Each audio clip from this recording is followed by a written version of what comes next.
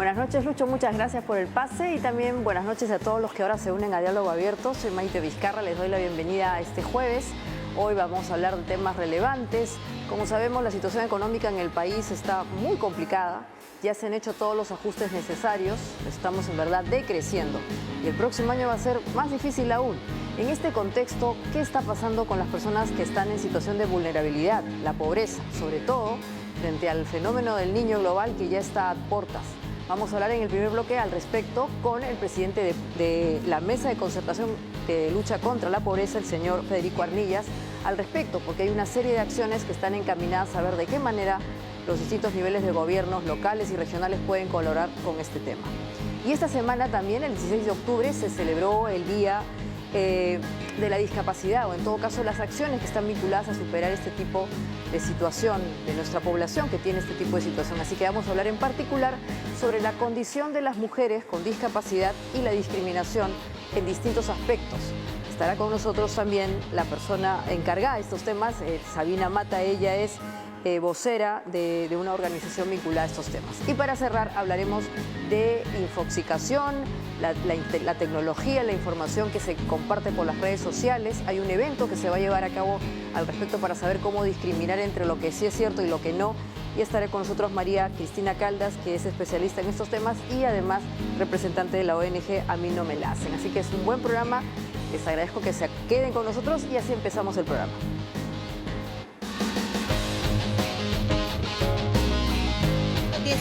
Proyectos de electrificación rural que se ejecutarán a nivel nacional hasta el 2026.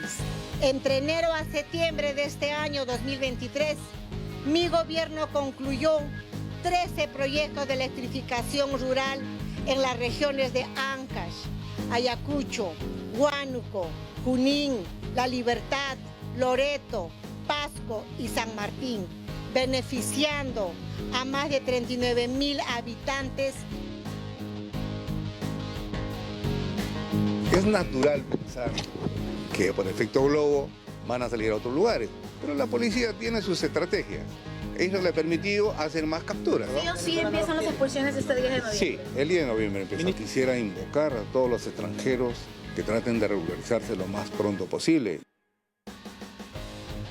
Las industrias también se han visto afectadas, además de la recesión y de la desaceleración afuera, de un niño que está afectando fuertemente algunos productos en la parte agrícola y también industrias como la que está acá representada. Y en el turismo interno teníamos el año pasado 27 millones de viajes registrados y estamos superando los 34 millones. En turismo interno, el próximo año podríamos acercarnos al nivel prepandemia y el turismo receptivo todavía hacia el año 2025 siendo realistas.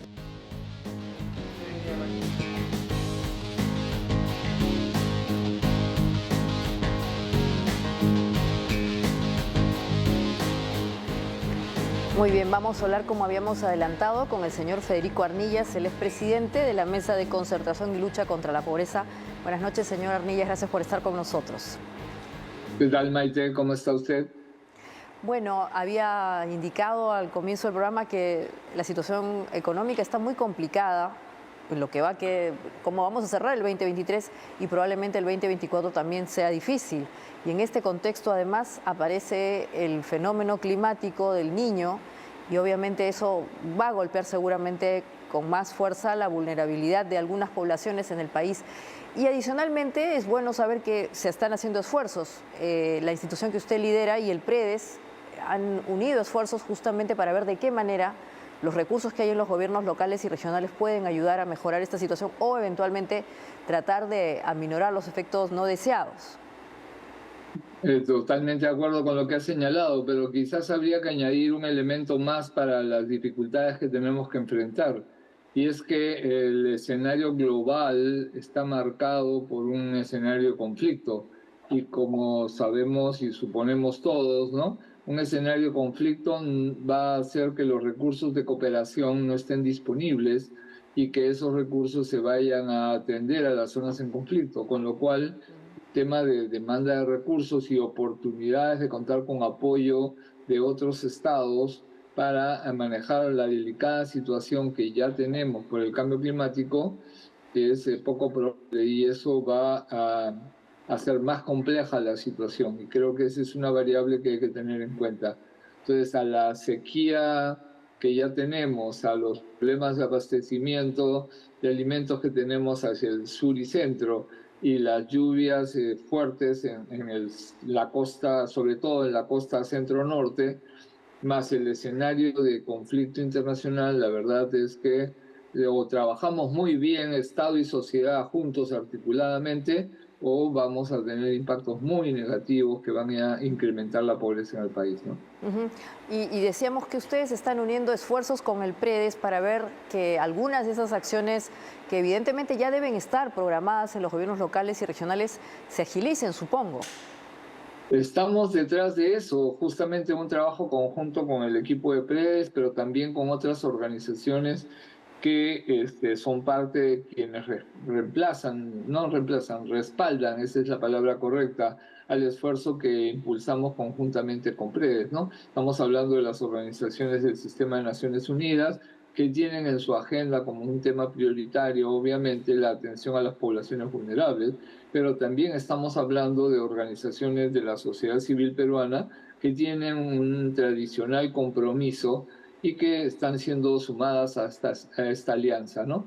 Una alianza que tiene presencia a lo largo de la costa norte, en las regiones de Tumbes, de Piura, de Lambayeque, de La Libertad, pero que también tiene presencia en la Sierra Sur, ¿no? En Puno, en Cusco, por mencionar dos de las regiones, ¿no? Y que hoy día estamos ya compartiendo preocupaciones respecto al escenario de la selva. Los torrentosos e inmensos ríos de la selva están presentando un cuadro de pérdida de caudal de agua, y eso nos preocupa porque efectivamente nos está dando cuenta de un escenario muy complejo en términos de las diversas regiones del país, ¿no? Sin entrar al detalle de los problemas que ya tenemos en el tema de los recursos hidrobiológicos. Claro, y por eso la idea era que nos comenten qué acciones se están sumando justamente para tratar de aminorar los efectos nocivos de esta situación. Habíamos, por ejemplo, identificado apoyo de INDECI, trabajos de descolmatación de ríos, seguramente esto a una mayor velocidad, ¿no? Ya se están haciendo algunos trabajos, pero seguramente hay que agilizarlos porque evidentemente ya estamos ahora nomás, estamos en noviembre dentro de poco. Mire, totalmente de acuerdo con usted y en estas estamos. O sea, la idea es llamar la atención a las organizaciones a las cuales se les está transfiriendo recursos del presupuesto público, que es el caso de los gobiernos regionales y en su caso los gobiernos locales.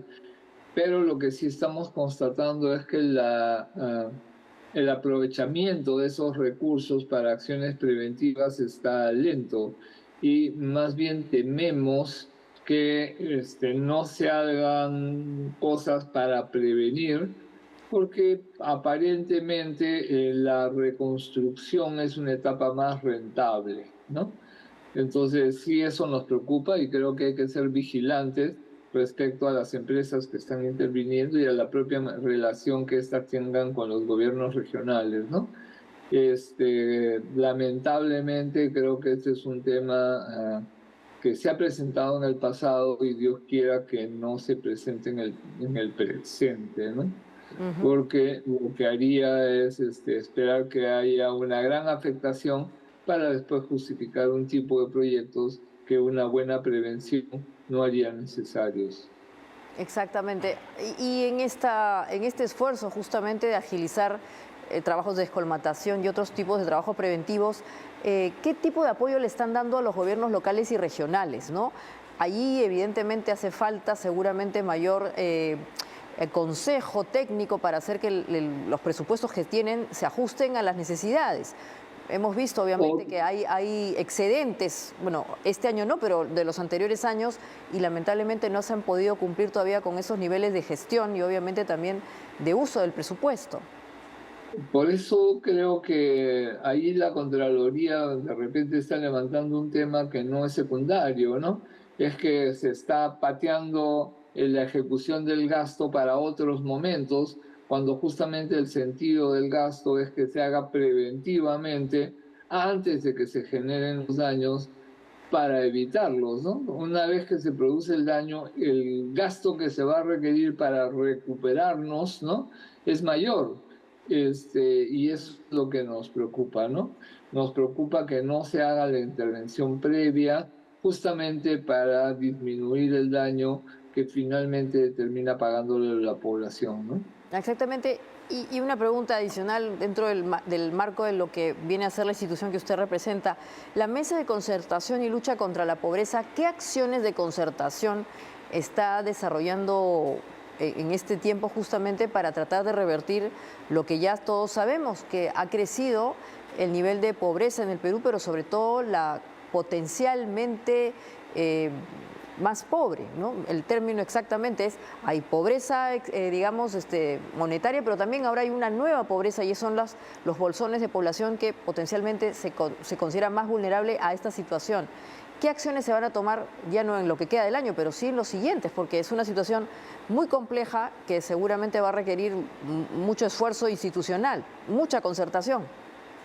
Mira, justamente lo que hemos estado haciendo es, digamos, trabajando con los gobiernos regionales para ver cómo les está yendo en el cumplimiento de los acuerdos de gobernabilidad. Como usted sabe, se han suscrito acuerdos de gobernabilidad en prácticamente todas las regiones. Todos los gobernadores que están en ejercicio han sido suscriptores de los acuerdos de gobernabilidad. En el caso de los propios gobiernos regionales, los consejos regionales están aprobando ordenanzas que oficializan esos acuerdos de gobernanza como política de los gobiernos regionales, y en este caso adicional lo que se está proponiendo es un conjunto de intervenciones para el manejo de la emergencia, y esas intervenciones toman como punto de partida justamente esta iniciativa que tiene que tener el gobierno regional y en su caso los gobiernos locales, pero coordinados gobiernos locales con gobierno regional, respecto a un uso de los recursos que vayan orientados en primer lugar para prevenir. Ya sabemos dónde se sale el agua del río. Bueno, intervengamos en esa área para evitar ese desborde del río. Ya sabemos qué puente está debilitado. Intervengamos preventivamente para fortalecer la situación y consolidar y evitar que la crecida del río se lleve ese puente.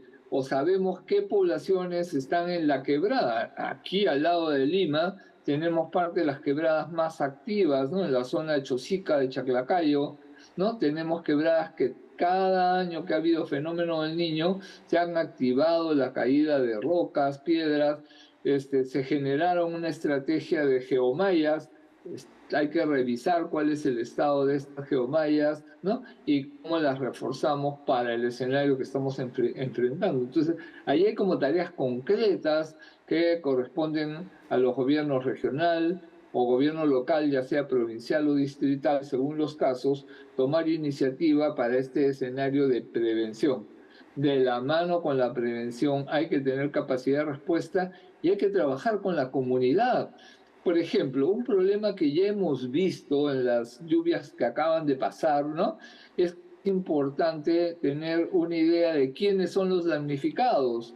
Y entonces lo que podemos tener, ¿no?, es un mapa en nuestros territorios, ¿no?, que nos alimente con la información que nos va a pedir el sistema justamente después para reconocer quiénes han sido víctimas. Entonces hagamos un mapa de nuestra comunidad, hagamos un padrón de personas que residen en la comunidad, en qué manzanas están, de tal manera que si se produce, ¿no?, porque la prevención no fue suficiente, ¿no?, para un fenómeno que estamos esperando sea grande, entonces podamos identificar rápidamente quiénes vivían o viven en esas viviendas que están siendo afectadas, por ejemplo, por el desborde del río, claro, por la pasada del Huayco, ¿no? Las famosas fichas EDAN, ¿no?, que son parte del requisito básico después para la atención de la emergencia. Lo que va, si se produce la emergencia y se requiere apoyo, lo que nos va a pedir INDECI es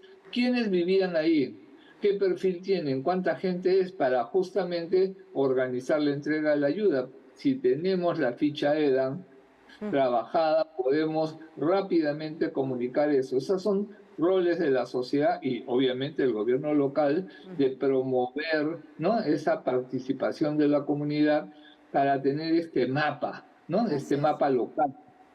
Usted también ha hablado de organizaciones internacionales como las Naciones Unidas.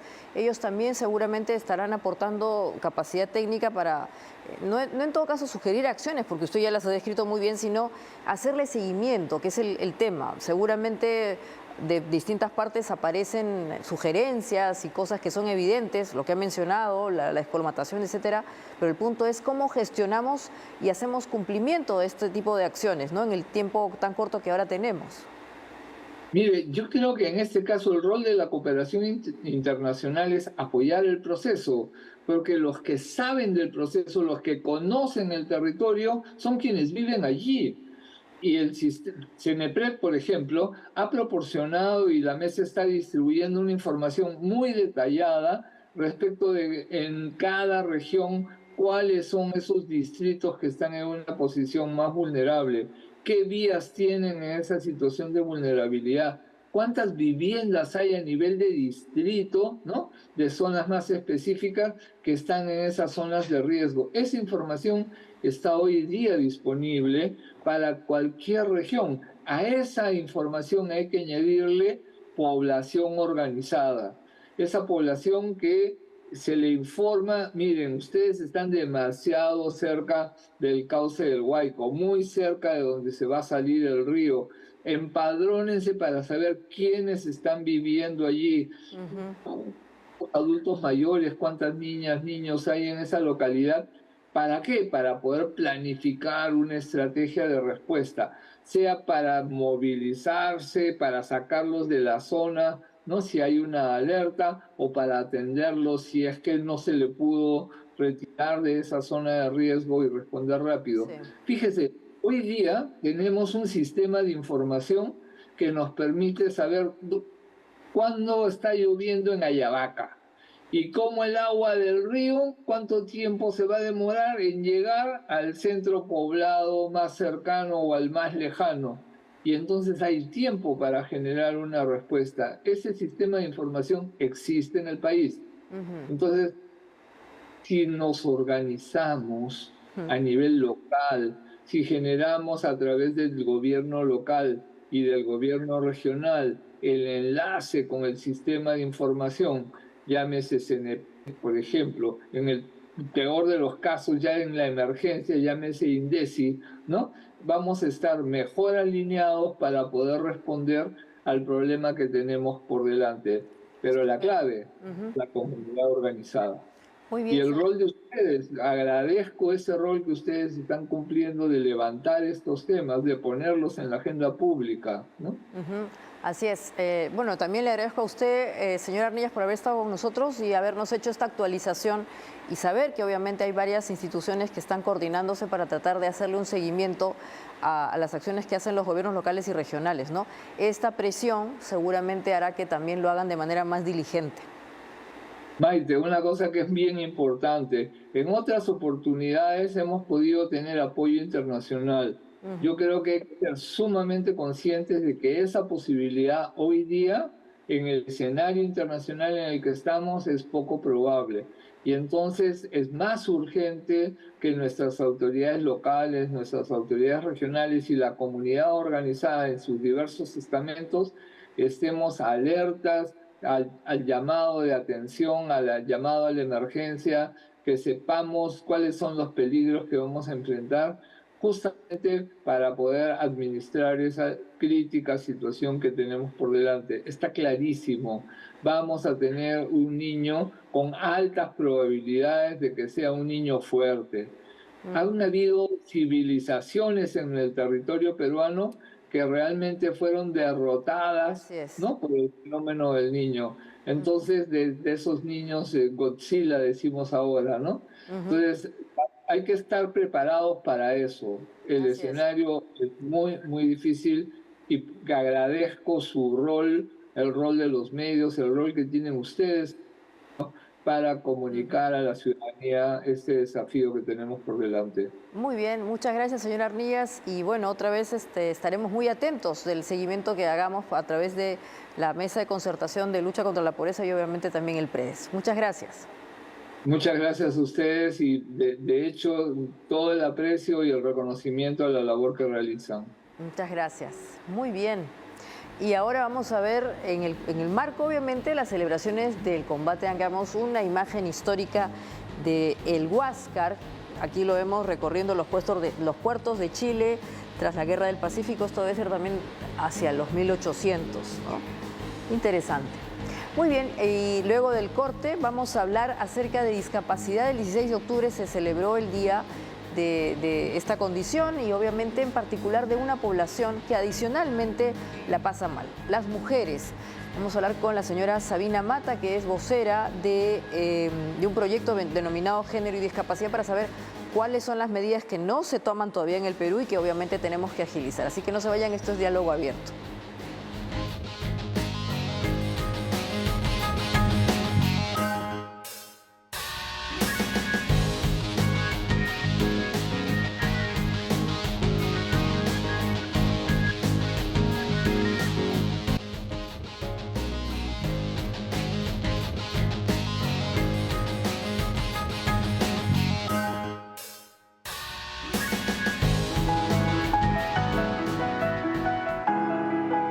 Transportista, yo también tengo derecho al transporte público porque no tengo posibilidades para poder viajar en taxi. Por favor, ponte en mi lugar. Señor chofer y cobrador, permítame subir, no me dejes, porque yo tengo derecho de ir a trabajar y transportarme. Transportista, ponte en mi lugar. Exactamente, no solamente los transportistas, en verdad todos tendríamos que ponernos en el lugar de las personas que tienen esta condición de discapacidad y que particularmente también afecta sobre todo a las mujeres, lamentablemente.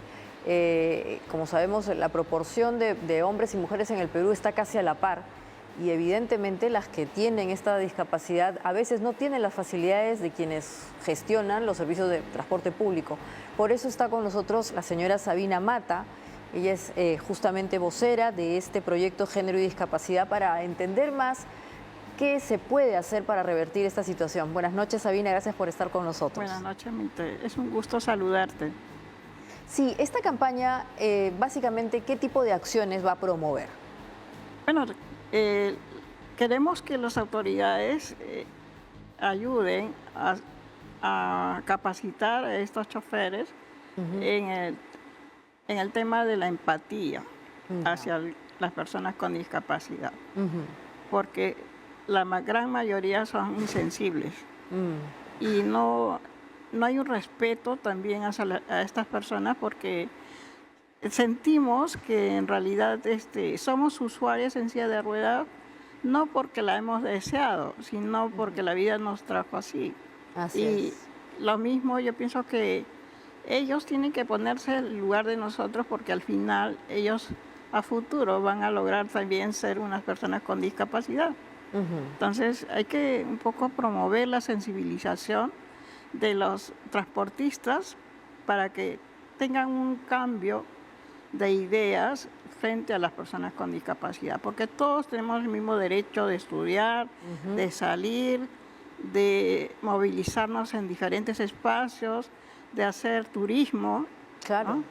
Pero no está focalizado para ellos el grupo de personas con discapacidad. Ahora, digamos, ¿todo el servicio público de transporte tiene estas falencias o específicamente son algunos? Vamos a hablar, el metropolitano, el tren, ¿tendría que tener un espacio reservado para personas con silla de ruedas o eventualmente con algún tipo de soporte motor, ¿no es cierto?, que les ayude? ¿Eso existe o tampoco existe? Bueno, yo la verdad no he subido en el tren, pero me dicen que sí, hay algunos espacios, pero en el metropolitano al inicio sí lo hubo, ¿no?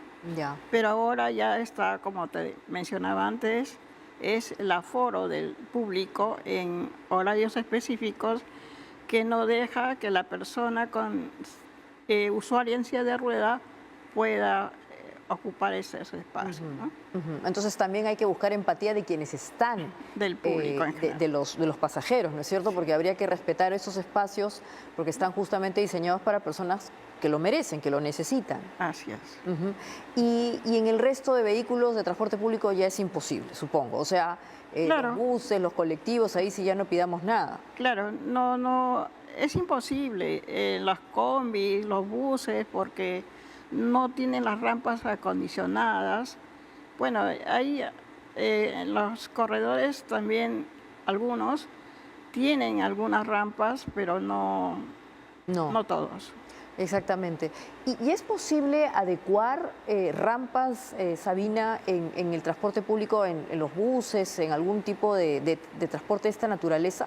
Porque claro, uno dice, no hay empatía, pero imaginemos que a través de la campaña Ponte en mi lugar, empezamos a generar incidencia, hablamos con el Ministerio de Transportes y Comunicaciones, hablamos con la ATU, y en fin, que se genere la obligación de facilitar estos espacios. ¿Es muy costoso esto? O sea, ¿o hay forma de que se pueda generar o adecuar una rampa, eventualmente una rampa que se coloca y se descoloca, o sea, digamos, temporal?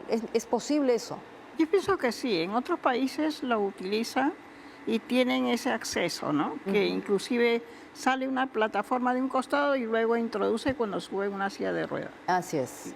Claro, pero esto se trata de vehículos que están, digamos, automatizados, pero yo pensaba en algo más simple. Yo pienso que también el peruano es bastante creativo, sí, ¿no?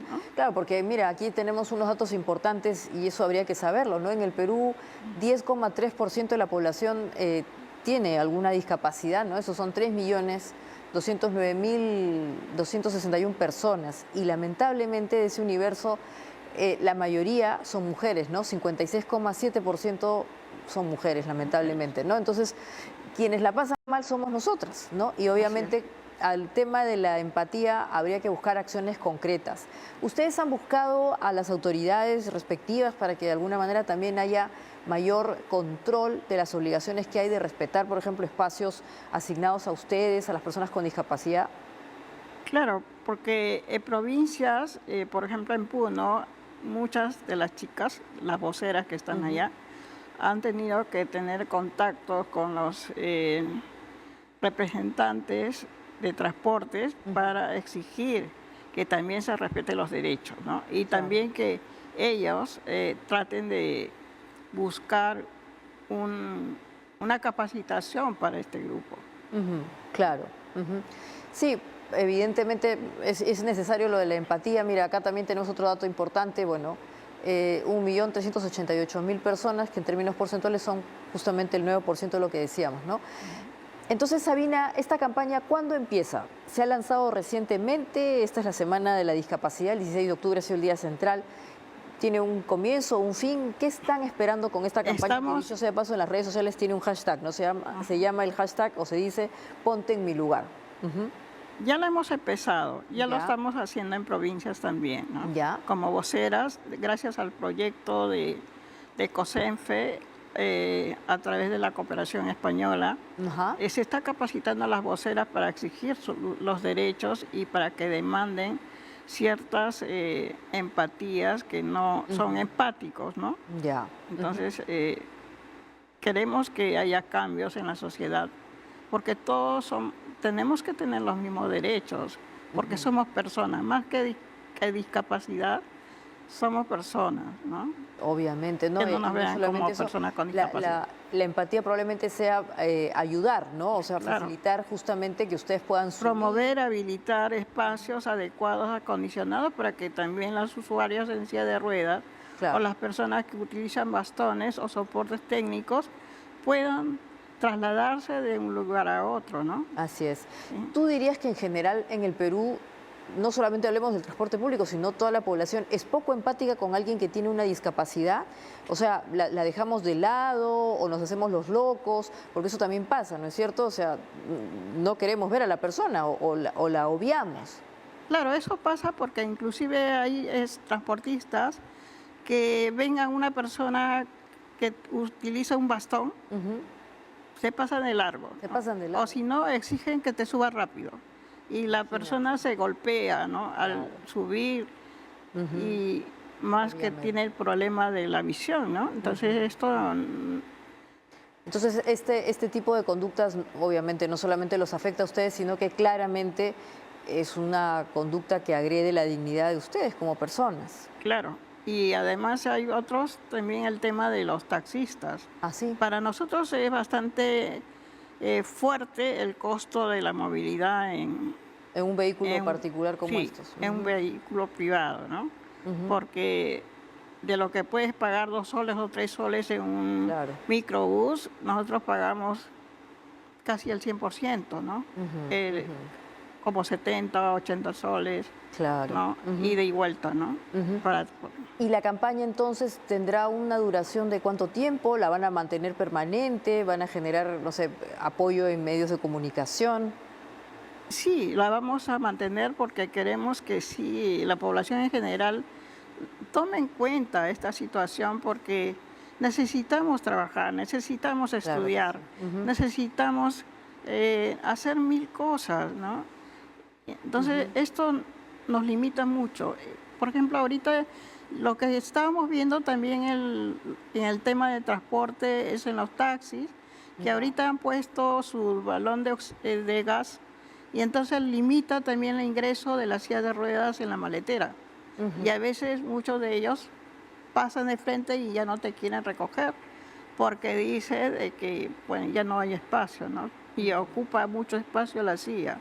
O sea, incluso los taxis tampoco brindan facilidades para ustedes. Sí. Es muy complicado, ¿no? Es un mundo no pensado para personas como ustedes, debe ser muy difícil.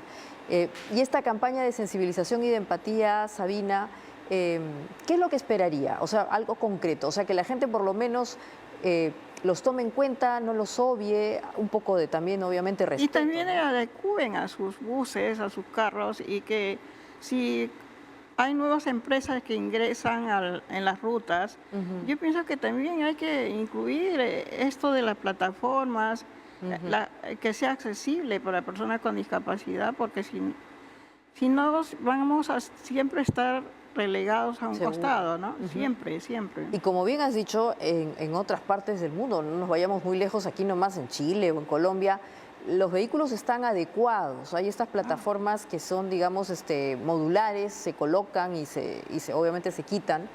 Y correspondería justamente a quien maneja el servicio público facilitarle justamente el acceso, ¿no? Ahí hay un problema serio, de cierta manera es una agresión, ciertamente es una agresión hacia ustedes. ¿Han buscado algún tipo de apoyo en alguna organización hermana o paralela en la región que pueda darles a ustedes también asesoría o eventualmente unir esfuerzos para que aquí también se sensibilicen las personas del transporte público? Lo estamos haciendo los convenios, sí, porque en realidad es fuerte, porque a veces es un maltrato psicológico, inclusive para las personas, porque dicen, bueno, ¿y para qué sales si no hay quien te apoye, no? O ¿por qué utilizas una silla de ruedas? O tu silla de ruedas va a ir en el taxi, bueno. Yo le digo, lógico, si no llevo mi silla de ruedas, me quedo con su carro, ¿no? Porque yo voy a estudiar, ¿no? En la universidad. Entonces, muchas veces yo de la universidad he tenido que quedarme horas y horas esperando que haya un taxi, porque te ven la silla de ruedas, te cobran el doble, ¿no? A lo que le cobran a otra persona que toma un taxi normal, ¿no? Que no es usuaria de silla de ruedas. Claro. Y esto, Sabina, no solamente le pasa a la persona que tiene una discapacidad, digamos, adquirida, sino también pensemos en los adultos mayores. O sea que en el caso de personas mayores debe ser peor. O sea, porque ahí ya estamos hablando de una persona que está disminuida y que adicionalmente tiene una silla de ruedas o un andador o lo que fuese, ahí ya ni los verán. Eso es así. Y es duro, ¿no? Porque y además un adulto mayor no tiene los recursos económicos para poder cubrir el costo de la movilidad. Y muchas de las personas con discapacidad tampoco. Exactamente. Porque no hay puestos laborales accesibles también, ¿no? Exactamente. Y entonces, Sabina, ¿qué pedirían ustedes o qué están buscando así en concreto con esta campaña? ¿Qué medida o qué acción buscarían para decir la campaña ha sido exitosa, hemos logrado esto en concreto? ¿Qué sería? En concreto sería de que realmente se restauren los sitios, los espacios ya asignados, ¿no? Los asientos también asignados para las personas con discapacidad en el metropolitano, en los corredores, en los diferentes corredores que realmente necesita tener ese espacio adecuado para estas personas con discapacidad. Al menos en estos donde inicialmente sí se había asignado un espacio. De abrirse de nuevo, ¿no? Que se cumplan y que sean fiscalizados. Así es. Porque si no fiscalizamos el cumplimiento, y hay otro tema también, es el que hay unos carnetes amarillos que le dan a las personas severas, ¿no? Según la ley 30.412, ¿no? Es para las asignadas con un carnet amarillo que están exonerados de pagos en los buses.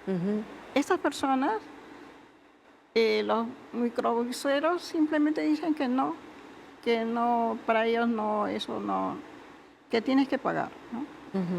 Y no se está cumpliendo la disposición. Ahí hay un tema de fiscalización que hay que promover, entonces también con esta campaña.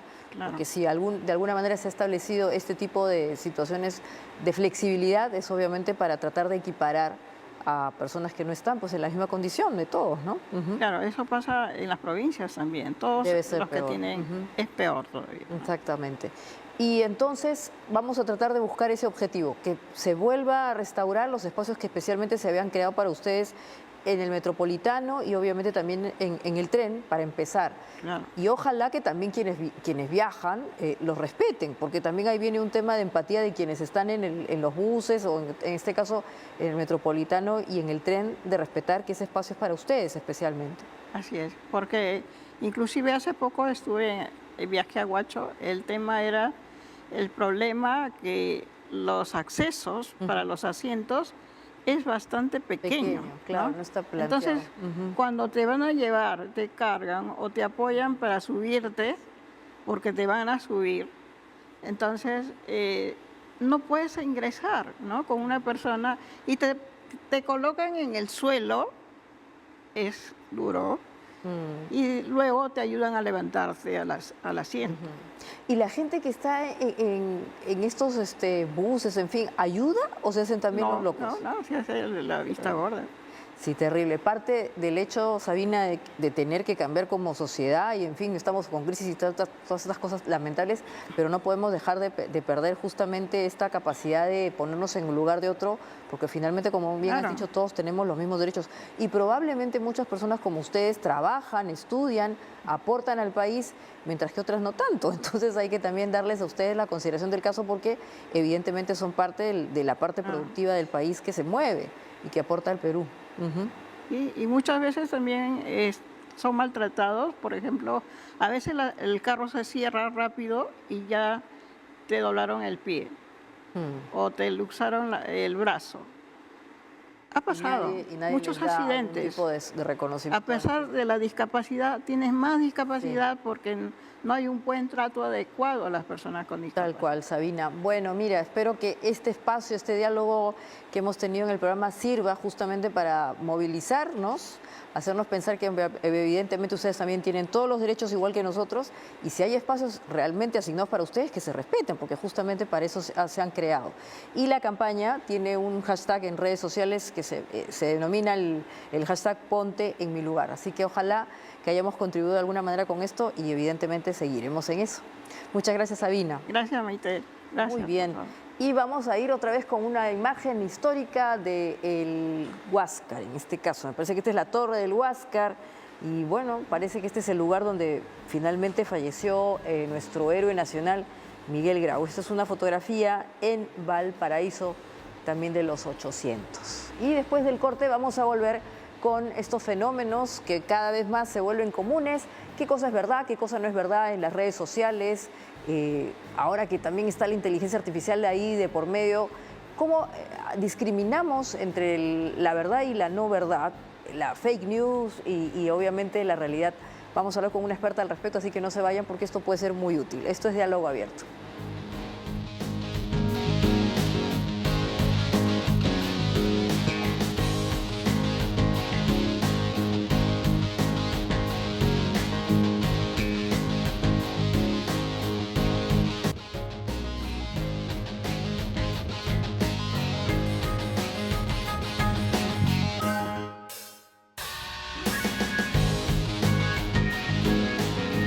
Muy bien, estamos de vuelta para contarle que del 25 al 30 de octubre se celebra la Semana de la Alfabetización Mediática e Informacional. ¿Y esto qué significa? ¿Usted es alfabetizado mediáticamente o eventualmente informacionalmente? Vamos a descubrir qué significa eso exactamente con una experta en estos temas. Ella es María Cristina Caldas. Muy buenas noches por estar con nosotros. Y buenas noches, María Cristina. Y tú eres además, me parece, presidenta de la ONG A Mí No Me La Hace. Buenas noches, Maite. Mucho gusto de estar aquí. ¿Qué cosa es la alfabetización mediática y o informacional? Exacto. Bueno, la alfabetización mediática e informacional, o también conocida como AMI, pero también se puede llamar educación mediática, es este enfoque que busca que todas las personas, todos los ciudadanos, estemos educados de tal forma que nos desenvolvamos críticamente con los medios de comunicación que nos influyen. Nos influyen no solamente para, como nosotros, digamos, podemos recibir información de ellos, sino también aprendemos de ellos y gracias a ellos tenemos, digamos, entornos culturales gracias a ellos. Entonces, al reconocer la influencia de los medios en nosotros, en nuestras sociedades, en nuestras decisiones políticas, al reconocer esta gran influencia, nosotros necesitamos recibir una educación para poder entender cómo manejarnos en estos entornos. Eso es básicamente la propuesta AMI. Claro, porque generalmente reclamamos más acceso a Internet, que la banda ancha, que nos den acceso a más plataformas, pero no sabemos que justamente con esos derechos aparecen obligaciones, ¿no? Y una de esas obligaciones está justamente vinculada a lo que tú planteas, tener sentido crítico para saber qué estamos consumiendo y, mejor aún, qué compartimos. Sí, de hecho, sobre todo son retos que llegan gracias a esta gran oportunidad que es inédita en la historia de la humanidad, que es que nunca hemos tenido tanto acceso a la información como lo tenemos ahora. Y esta gran oportunidad evidentemente genera estos retos, como por ejemplo, esta vasta información no toda es verdadera, sino también puede ser falsa. Sí. Y lo que necesitamos es estar preparados para poder discernir sobre cuál es verdadera y cuál es falsa. Y esta llegada de muchas tecnologías, como por ejemplo el de la inteligencia artificial, genera que sea cada vez más difícil distinguir qué es verdadero o qué es falso. Y en esa lógica de discriminar lo verdadero de lo falso, ¿qué tipo de sugerencias podrían darnos ustedes? Que además me parece que la UNESCO también está muy interesada en que tengamos este sentido crítico y obviamente seamos muy diligentes con lo que consumimos, con lo que compartimos en el mundo digital. Sí, de hecho la UNESCO ha armado, digamos, ha propuesto este término porque lo importante es que la AMI busca que nos alfabeticemos en todas estas nuevas tecnologías y todos estos nuevos medios que han surgido a partir de estas tecnologías. Entonces, digamos, la propuesta es que seamos muy críticos, que busquemos las fuentes, que también tomemos estas propuestas como la del fact-checking como complemento al sentido crítico que nosotros ya podemos desarrollar con la AMI, ¿no? Por eso es que existen propuestas educativas y curriculares en países como Finlandia, como Alemania, que desarrollan alfabetización mediática desde los niños. En el Perú tenemos algunas iniciativas, digamos, desde instituciones como A Mí No Me La Hacen, que nosotros desarrollamos talleres, estamos desarrollando un videojuego y también estamos desarrollando la Semana de la Alfabetización Mediática, que va a ser la próxima semana, con mesas, con conversatorios, con talleres, pero aún todavía no tenemos una propuesta curricular sistematizada. Y esto es algo todavía que nosotros como asociación consideramos que es un tema de urgencia y muy pendiente que tomar en el Perú. Sí, sí. Y tú sabes que coincidentemente hoy estuve en la UTP, un saludo para todos los chicos de la UTP, hablando de estos temas, ¿no? Y mencionaba lo que tú comentas, que es importante alfabetizarse. Y obviamente esto nos corresponde a cada uno de nosotros. Hoy día Internet tiene un sinnúmero de opciones, desde tutoriales, ustedes que hacen el fact-checking. Entonces, ¿qué 3 cosas nos sugieres para justamente saber discriminar? ¿Cómo hacemos para no pisar el palito y, por ejemplo, empezar a hacer retuiteos o compartir bulos o información que parece cierta, pero que por no leer rápido, con atención, terminamos desperdigando por ahí? Bueno, el primer consejo desde la alfabetización mediática informacional, que es lo que promueve A Mí No Me La Hacen, es estar siempre atentos a la fuente, ¿no? Siempre buscar que la noticia o el contenido de una que nosotros estemos leyendo, ya sea en texto o en video, tenga una fuente confiable, siempre buscar la fuente, ¿no? Lo segundo, si es una imagen, tratar de buscar herramientas que puedan verificar este tipo de imágenes. Es muy complicado actualmente determinar si una imagen está, digamos, modificada por inteligencia artificial, y eso también lo vamos a conversar en la siguiente semana durante estas mesas de conversación que vamos a tener, que son libres, son gratis, pero también existen programas para ayudarte a detectar si existen alteraciones a imágenes de inteligencia artificial, ¿no? Y lo tercero que yo les diría es que si existe o si están considerando leer o compartir alguna noticia con algún titular que es muy llamativo, muy escandaloso, no lo hagan, o en todo caso se resistan a hacerlo, porque normalmente puede estar vinculado a una noticia falsa, ¿no? Estos son los 3 tips que yo les daría para, digamos, no caer en la desinformación o no compartirla, ¿no? Porque en un primer momento uno puede caer en la desinformación, pero también, lamentablemente, genera un impacto en su entorno, desinforma a los demás. Así es. ¿Y tú qué opinas has mencionado la inteligencia artificial, ¿no? Ha aparecido últimamente con mucha fuerza el deepfake, ¿no? Estas prácticas que utilizan voz y la imagen de personajes que tienen cierta exposición para hacerlos hablar o decir cosas que no necesariamente ellos quieren hacer. Y en el mundo todavía no hay mucha claridad sobre la regulación de la inteligencia artificial, pero sí es verdad que han aparecido algunos lineamientos que le están trasladando responsabilidad a las plataformas. Una que es muy controversial, curiosamente, es Facebook, ¿no? El mismo Mark Zuckerberg ha dicho que él no quiere limitar incluso que en su plataforma se coloque deepfake, que es justamente uno de los lugares donde más se coloca este tipo de contenido. ¿Tú crees que deberían los medios digitales empezar a generar responsabilidad sobre este tema o eventualmente advertir, ¿no? Lo que en inglés se conoce como el disclaimer, para que la gente sepa que en efecto eso se ha creado con inteligencia artificial o eventualmente proviene de ese mundo? Es un tema muy interesante el que tocas. De hecho, es muy importante primero reconocer que los medios sociales, como, bueno, los medios digitales como Facebook y estos gigantes como Facebook, Google y todos los demás, tienen una gran influencia en nuestra forma de consumir información. Entonces yo creo que sí tienen una gran responsabilidad en el sentido de que tienen que tener un disclaimer, pero pensando también en el Perú como sociedad y regulación, sobre todo en perspectiva de gobernanza, creo que nosotros hemos avanzado bastante porque tenemos una política de transformación digital que ya está tocando el tema de regulación en términos de inteligencia artificial. Entonces ya existe un avance bastante interesante, pero que todavía no se ha desarrollado apropiadamente. Y si pensamos en términos de inteligencia artificial y educación, podemos, por ejemplo, hablar un poco sobre cómo se está complicando un poco el tema en relación a la educación, ¿no? Cómo repensar el futuro de la educación de la mano a la inteligencia artificial y existen dos posturas muy marcadas, ¿no?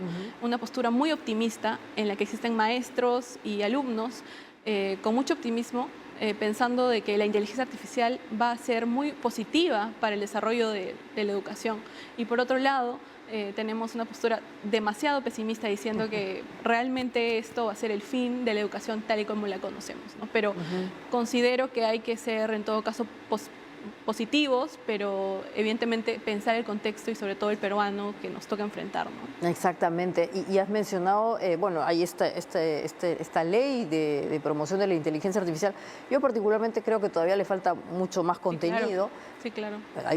Son buenas intenciones, pero el tema educativo es bien relevante, lo que comentas, porque hemos visto casos incluso de algunas escuelas en donde los menores, los adolescentes, han utilizado aplicaciones de inteligencia artificial, justamente deepfake, para de alguna manera generar problemas o eventualmente causar, digamos, algún tipo de agresión a sus propios compañeros.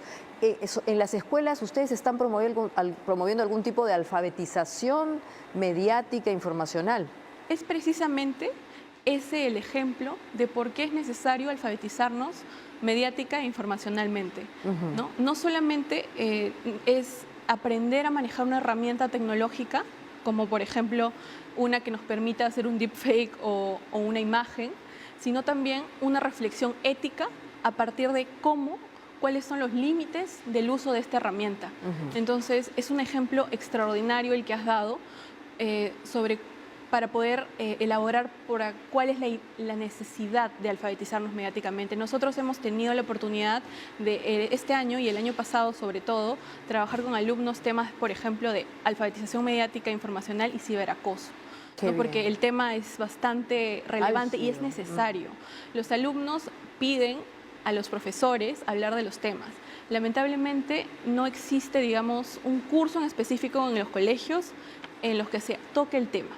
Existe la competencia, como te mencionaba, 28, que es en la que se habla sobre los entornos virtuales, digitales, y es una competencia transversal y eventualmente se toca en cada curso, en cada materia, pero todavía no se está tocando muchos de esos temas que hemos estado conversando durante esta entrevista. Claro, y probablemente, como bien mencionas, a veces puede ser que los alumnos sepan más de estos temas que los propios maestros, y ahí se genera una brecha que en verdad los termina perjudicando, porque como el maestro no tiene esos instrumentos, no sabe ni cómo enfrentar una crisis de este tipo. Es sorprendente, ¿no? Y no es que los maestros no quieran acompañar a sus alumnos en este proceso de aprendizaje, sino que necesitan también aprender, necesitan capacitarse, necesitan alfabetizarse y de hecho es un proceso, la alfabetización mediática e informacional es un proceso constante. Así es. La UNESCO lo menciona, también la política educativa de Finlandia lo menciona como un proceso hasta el final, ¿no? O sea, tendremos que alfabetizarnos cada vez, por cada revolución tecnológica, por cada cambio de medios, porque estaríamos siempre involucrados con los medios, porque es parte de la vida cotidiana. Tal cual. Así es, María Cristina. No solamente Finlandia, Noruega. Así es. Tiene también formación continua en estos temas y, bueno, por eso justamente estos países pues tienen unos niveles de alfabetización digital altísimo, porque desde los niñitos hasta las personas adultas mayores saben cómo enfrentarse a estos temas. Por favor, invítanos dónde va a ser, cómo hacemos para estar en esta semana, estos eventos. Bueno, nosotros vamos a celebrar la semana de la AMI del 25 al 30 de octubre, desde las 4 hasta las 7 de la tarde. Va a ser vía transmisión en YouTube. Van a ser eventos muy interesantes. Vamos a hablar de qué es la IA, por qué es importante, por ejemplo, la alfabetización mediática y muchos de los temas de los que hemos hablado en esta conversación. Vamos a tener en vivo traducción de lengua de señas, siempre lo hemos tenido desde el primer evento que hemos tenido, es muy importante. Necesitamos empezar a tener espacios más accesibles a propósito de la conversación que tuviste hace poco. Y también hablar de la empatía, como también hablábamos, hablabas hace poco. Entonces están todos invitados, muy bien. Es gratis y los esperamos. Perfecto, muchas gracias María Cristina por este alcance. Y contigo vamos a cerrar también juntamente el programa, vamos a ir otra vez hacia la parte histórica y vamos a ver ahora al Huáscar que recorre los puertos de Chile en la década de 1880, ¿no? Ahí son imágenes, como se dice en inglés, vintage, ¿no? De lo que fue el combate de Angamos y obviamente una etapa importante en nuestra historia republicana. Y así les quiero agradecer por haber estado con nosotros. Compartan estos contenidos que sí son relevantes y están súper chequeados a través de las redes sociales. Y si les ha gustado, como siempre, le dan un like y nos vemos hasta mañana.